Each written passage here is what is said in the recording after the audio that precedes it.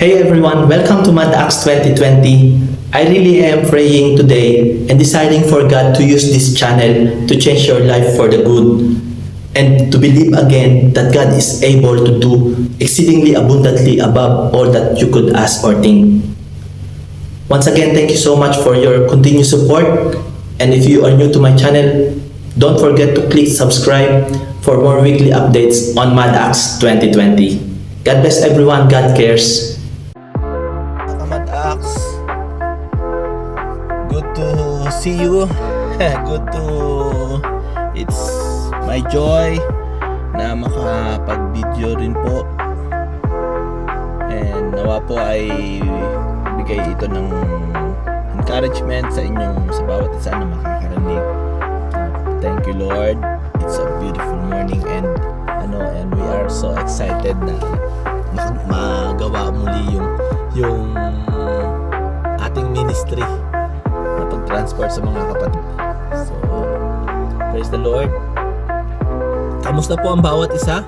And looks like our Friday today is a little bit malamig. Pero mainit din naman. Ano ba talaga? By the way po, if you are new to my channel, thank you so much for coming here, and I appreciate you, and God loves you po.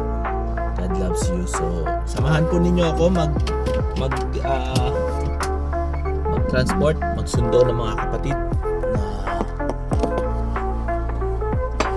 na atin today. Praise the Lord. Let's go. So mamaya ulit hihingian natin ulit yung mga kapatid ng take away nila sa preaching. So yun ang most exciting na maririnig natin, yung kanilang insight after the service. Yung uwian na, tatanungin natin sila uli, what is your take out? Ano yung natutunan? Ano yung iyong narinig? So yan ang ating gagawin muli mamaya. Praise the Lord. Nakaon sa amin dito sa loob, kaya hindi kami nakapag-park. You know. I need to mapila. Okay. Thank you, Lord. So, let's God.